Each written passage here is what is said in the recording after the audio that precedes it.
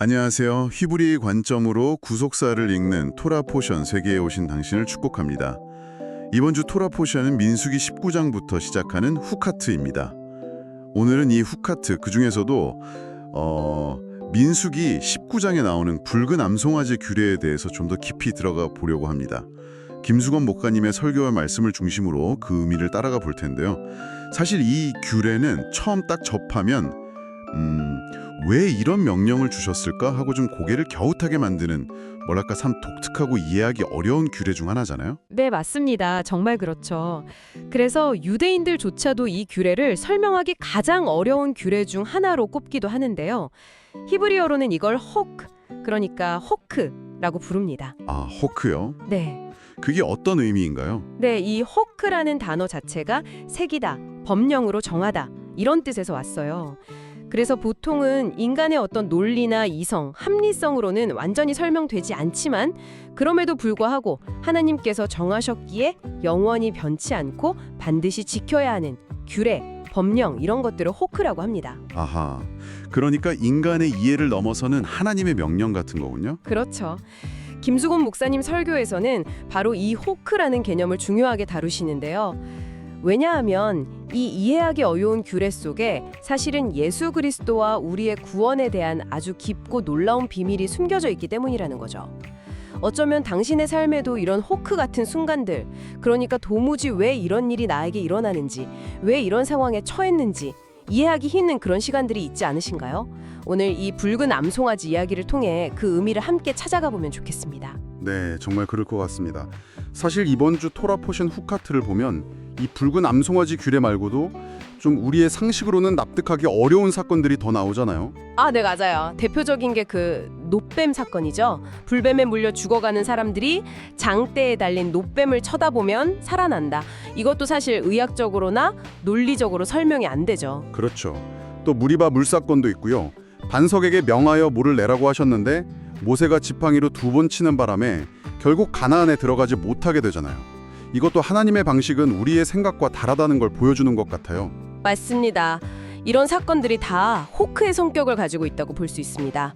인간의 이해나 논리를 넘어서는 하나님의 주권적인 역사하심, 그리고 그 안에 담긴 영적인 교훈을 보여주는 거죠. 그렇다면 그 중에서도 특별히 붉은 암송아지 규례는 어떤 목적을 가지고 주어진 걸까요? 네, 이 규례는 아주 구체적인 목적이 있었습니다. 바로 시체, 즉 죽은 사람에게 접촉함으로 인해 발생하는 아주 심각한 부정함을 정결하게 하기 위한 것이었어요. 시체 접촉으로 인한 부정하며? 그게 왜 그렇게 중요했을까요? 광야 생활을 생각해 보시면 이해가 좀 쉬울 겁니다. 광야는 사실 죽음이 굉장히 흔한 곳이었죠. 질병이나 사고, 또 하나님의 심판으로 죽는 경우도 있었고요.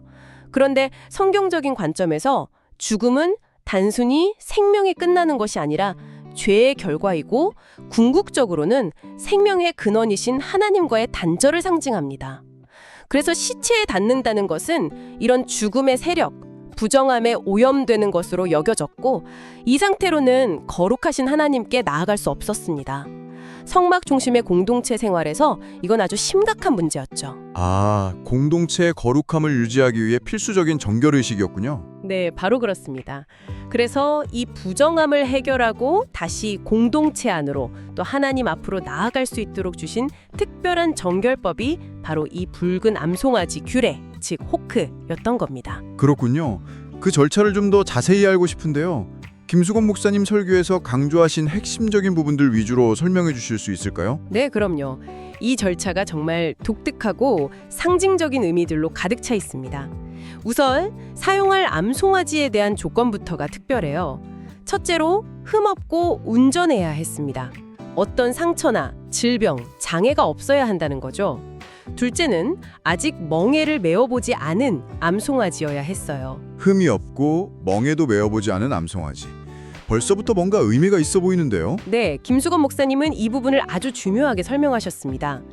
흠없고 온전함은 당연히 원죄와 자범죄가 전혀 없으신 예수 그리스도의 완전하신 성품과 거룩하심을 예표한다고 보셨고요.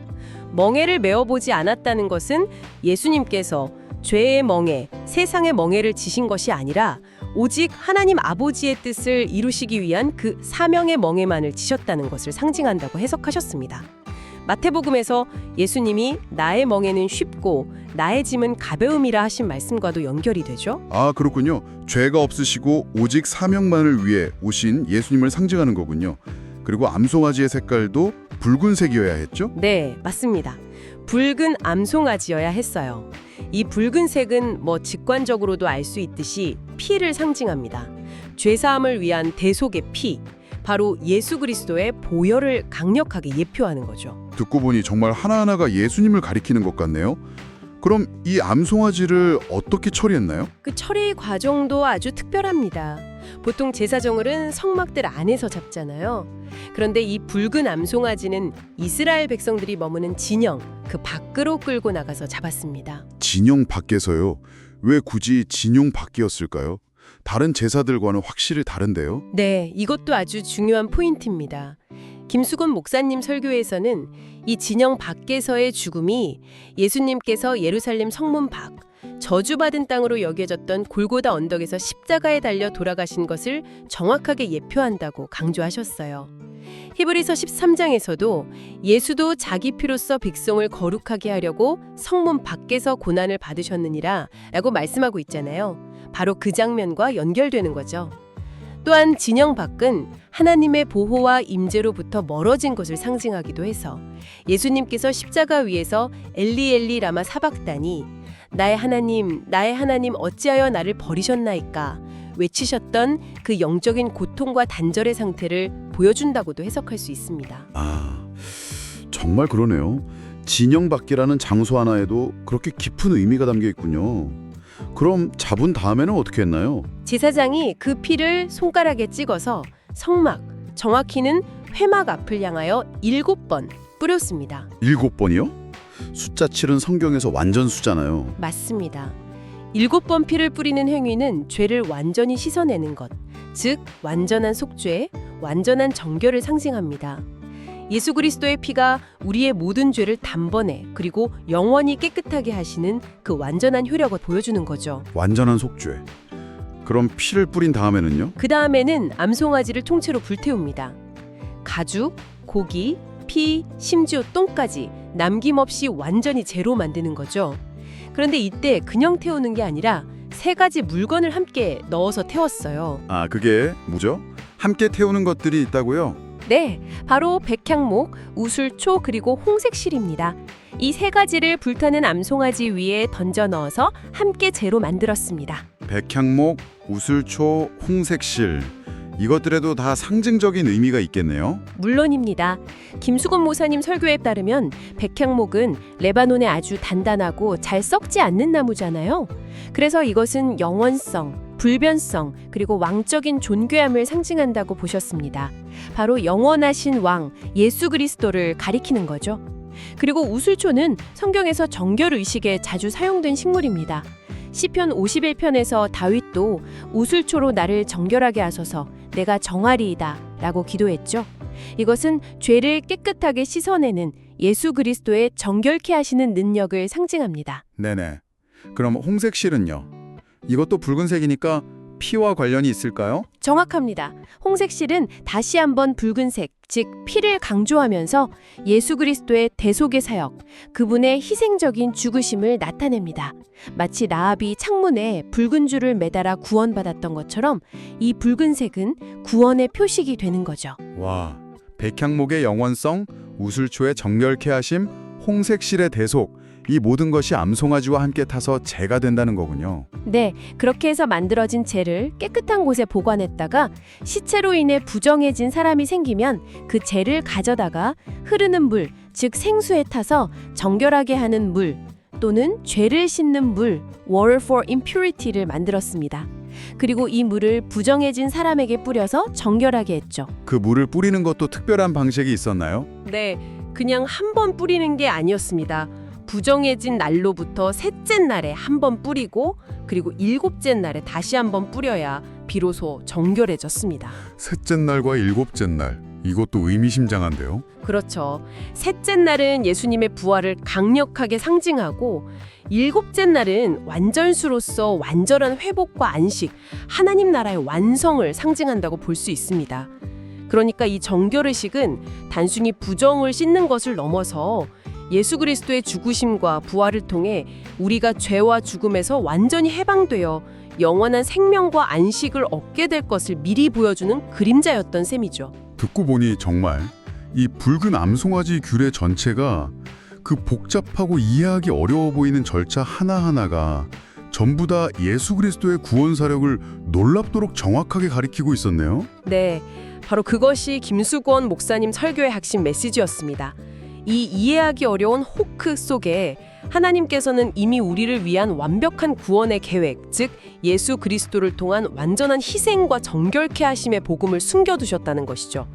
그래서 요한복음 19장에서 예수님이 십자가에서 돌아가신 후 로마 군인이 창으로 옆구리를 찔렀을 때 피와 물이 흘러나왔다는 기록도 김수곤 목사님은 바로 이 붉은 암송아지의 재와 물이 합쳐져 만들어진 정결하게 하는 물의 실체이신 예수님을 보여주는 결정적인 장면으로 해석하셨습니다. 그 피로 우리의 죄를 씻으시고 그 생명의 물로 우리를 영원히 정결하게 하신다는 의미죠. 아, 피와 물, 그 장면이 이렇게 연결되는군요. 정말 놀랍습니다.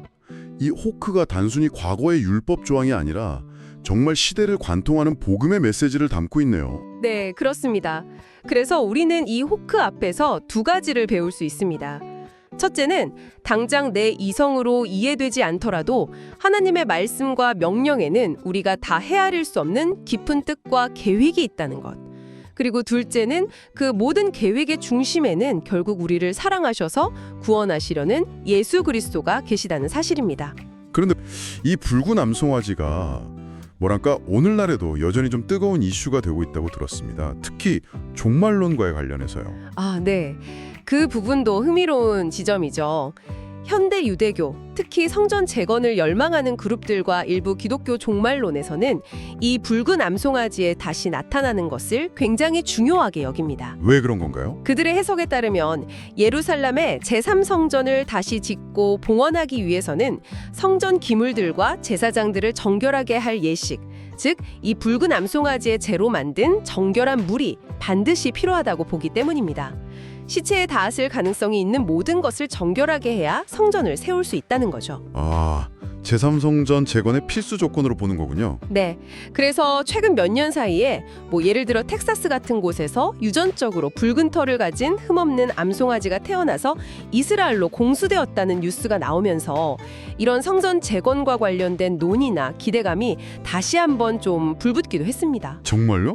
실제로 그런 암송아지가 발견되기도 하는군요. 네, 물론 그 암송아지가 율법에서 요구하는 모든 조건을 완벽하게 갖추었는지에 대해서는 논란의 여지는 있습니다만 어쨌든 이런 움직임 자체가 이 고대의 호크가 21세기인 오늘날에도 여전히 사람들의 신앙과 기대 또 어떤 면에서는 정치적인 부분에까지 영향을 미치는 살아있는 이슈라는 것을 보여주죠. 그렇군요. 물론 그 성전 부지를 둘러싼 복잡한 종교적, 정치적 갈등은 여전히 해결되지 않은 어려운 문제이긴 하지만요. 맞습니다. 그 부분은 정말 민감하고 어려운 현실이죠. 그래서 우리는 이런 종말론적인 해석에 대해 조심스러운 접근이 필요합니다. 중요한 것은 성경이 예표하는 실체는 결국 건물이 아니라 예수 그리스도 자신이라는 점을 놓치지 않는 것이겠죠? 네, 알겠습니다. 오늘 김수곤 목사님의 설교를 따라서 이 후카트, 특히 붉은 암송아지 규례에 대해 깊이 살펴보았는데요. 정말 처음에는 그저 이상하고 복잡하게만 느껴졌던 규례가 사실은 우리의 이해를 훨씬 뛰어넘는 하나님의 놀라운 지혜와 사랑, 그리고 궁극적으로는 예수 그리스도의 완전한 구원 사역을 가리키는 너무나 생생한 메시지였다는 것을 깨닫게 됩니다. 네, 맞습니다. 우리의 짧은 생각이나 논리로는 다 설명할 수 없고 때로는 받아들이기 힘든 하나님의 말씀이나 명령, 즉 호크가 있을지라도 그 말씀을 신뢰하고 순종하며 따라갈 때 우리는 그 안에 감추어진 더 깊은 은혜와 진리를 발견하게 된다는 것. 그것이 오늘 이 붉은 암송아지 규례가 우리에게 주는 가장 중요한 교훈이 아닐까 싶습니다. 그렇다면 마지막으로 지금 이 순간 당신의 삶에서 혹시 이해할 수 없는 호크와 같은 문제나 상황에 부딪혀 힘들어하고 계시다면 오늘 우리가 함께 나눈 이 붉은 암송아지의 이야기를 한번 떠올려 보시면 좋겠습니다.